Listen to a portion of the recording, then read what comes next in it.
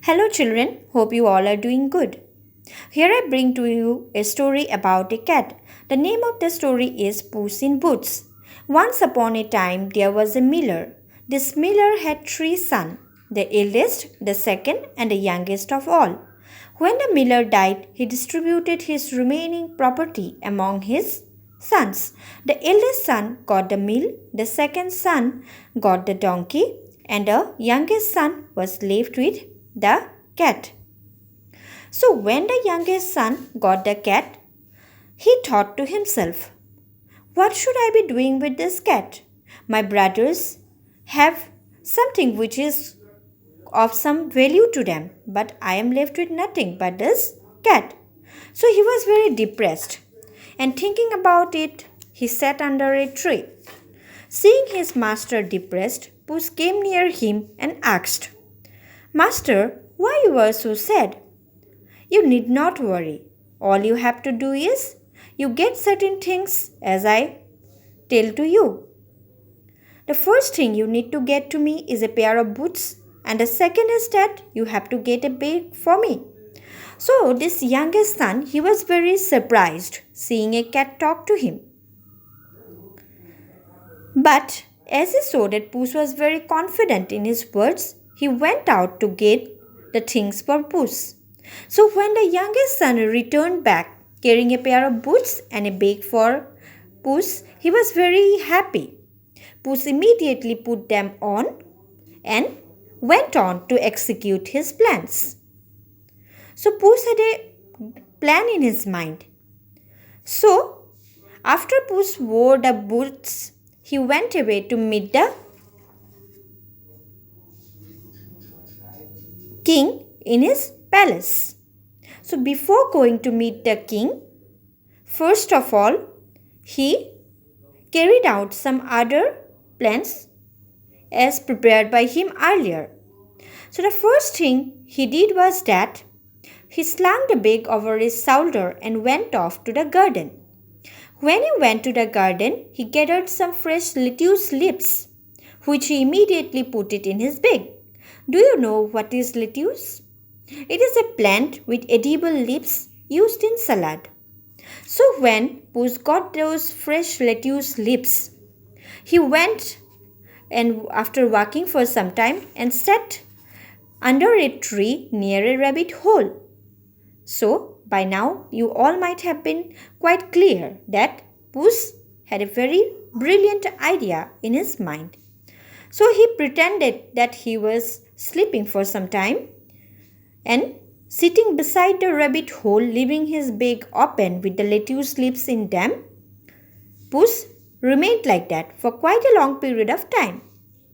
Then, at one point of time, one rabbit came and put his head inside that bag. Immediately, Puss pulled the string of the bag and the rabbit was trapped. So, the first plan Puss had in his mind was done. So after this, he went to meet the king in his palace. He bowed before the king and said, Your Majesty, please accept this rabbit as a gift from my lord, the Marquis of Carabas. The king was amused by this cat wearing boots and talking. He said, Tell your master that I accept his gift and I am much obliged. So Puss was very happy, and on another day he again went by walking some distance, and he pretended that he was dead in a field. Once more he opened his bag beside him. This time he caught two fine partridges. So what are partridges? As you see here in the picture, they are kind of game birds. So as before, Puss again appeared before the king and said that, Lord, I have this gift from the Marquis of Carabas. He was so pleased with the partridges that he ordered that Puss be taken to the royal kitchens and fed. So Puss had a great feast and again returned back to his master. So what happened is that after some days, the king went with his daughter to travel. So this king had a very beautiful daughter who was one of the most beautiful princes in the world. Now, one day Puss in Boots heard so that the king and his daughter were going for a drive along the river. He immediately ran to his master, the miller's son, and said, "My master, if you will now do as I tell you, your future will be made." So the miller's son asked Puss, "What would you want me to do?" So Puss said to his master that you come with me. And thus Puss led his master to the bank of the river. He said, "Master, you must bathe here in the river, and secondly, you must believe that you are not yourself. That is, you are not the miller's son, but you are the Marquis of Carabas." Then the miller's son was very surprised. He said, "I have never heard of the Marquis of Carabas, but I will do as you say." So, when the king, along with his carriages, carrying his lovely daughter, walked beside the side of the river, he suddenly heard a cry, "Help! Help! My lord, the Marquis of Carabas is drowning." The king, looking out of his carriage, could see no one but Puss in Boots, who was running up and down beside the river. However, the king told his nobles to run quickly to help the drowning man. Puss ran back to the king as soon as the nobles had dragged his master from the river. Puss bowed before the king and said, "Your Majesty, what shall my poor master do, for a thief has stolen his clothes?" Actually, what happened was that Puss in Boots had hidden the clothes of his master under a large stone. So the king said to Puss, "You need not worry, I will get some clothes for your master." So saying thus, he ordered his servants to get a fine suit for the miller's son. So when the miller's son appeared in that suit, he looked like a prince. So the king invited Puss along with his master for a drive with them. So saying thus, the miller's son was taken by the king to sit in his carriage beside his daughter. So Puss had another plans with him. He was very busy. Just when the king's carriage started moving, he ran as fast as he could, and on his wayside he saw some mowers were cutting the grasses. So Puss spoke to the mowers, "The king is coming this way, and he may ask you whose meadow this is. Unless you say that it belongs to the Marquis of Carabas, you shall all be chopped as fine as mincemeat." The mowers were simple fellows, and they were quite surprised to see a cat talk. But as they were simple people, they accepted, just like Puss had said to them. So after some time, when the king, along with the miller's son and his daughter, passed by that way, the mowers bowed before the king. Seeing the beautiful meadow, the king could not but stop asking to them, like, who owns this fine meadow?" The mowers immediately replied, "It belongs to the Marquis of Carabas, your Majesty." At that point of time, the king turned to the miller's son. "You do indeed own a fine meadow, my lord," he said. So Puss, after this, again started walking, and on the road beside some he saw some people who were reaping. The reapers were busy cutting the corn. So the Puss said to them, "The king will soon drive by. He might ask whose cornfields these are. Unless you say that they belong to the Marquis of Carabas, you shall all be chopped as fine as mincemeat." The reapers, like the mowers, were surprised to hear the cat talk. But they said that, "We will do as you say."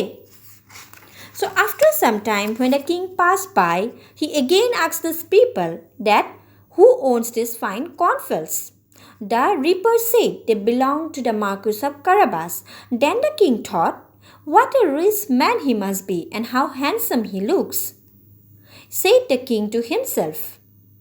He thought that, "I do believe that he would make a good husband for my daughter." So now what Puss did was that walking he reached a very large castle. So he knocked at the door of the castle and then a ogre opened the door. Ogre is someone who is considered to be a man-eater in folklore. So he was very huge. Then Puss bowed before the ogre and said, I am on a journey, and as I have often heard how wonderful you are, I have taken the liberty of calling to see you. Then the ogre was very surprised to hear the cat talking. Yet he was pleased to learn that the cat had heard how wonderful the ogre was. He immediately invited Puss into his castle. Then Puss started executing his other plans. He said to the ogre, I have heard that you can change yourself into any animal you choose. Then the ogre was very happy because Puss praised him. Then immediately he transformed himself into a huge animal, a lion. Then Puss said, well, it is fine that you can transform yourself into a huge animal because you are a huge creature. But is it possible that you can transform into any other animal? Then the ogre smiled and said, yeah, I can transform myself to any form I like. Then immediately he transformed himself into a mice. So when the ogre transformed himself into a mice, Puss jumped at him and ate him up. So now Puss waited for the king's carriage to pass by. When the king's carriage passed by that beautiful castle, the Puss went to them and bowed before them. Then the king, seeing the large castle, stopped to walk inside it. Then he said to Puss, whose castle is this? Then the Puss said, welcome, your majesty, to the castle of the Marquis of Carabas. Then the king thought, what a lovely castle this is. I have nothing so grand in my whole kingdom. Now, the ogre had invited some people for a feast. But hearing that the king was there in the castle, these people had not come. So, everything was very fine. Everything was ready for the guests to be served.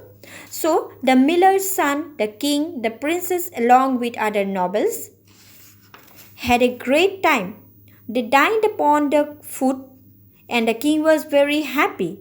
And the king said that there is no one in the world I would rather have as my son-in-law. I now make you a prince. So the prince said that there is no one like your daughter whom I can love more. So the two were married and they lived happily ever after in the ogre's castle. Now what happened to Puss? You might be thinking about that. So Puss was very happy living in the castle. He was always the greatest favorite with the king.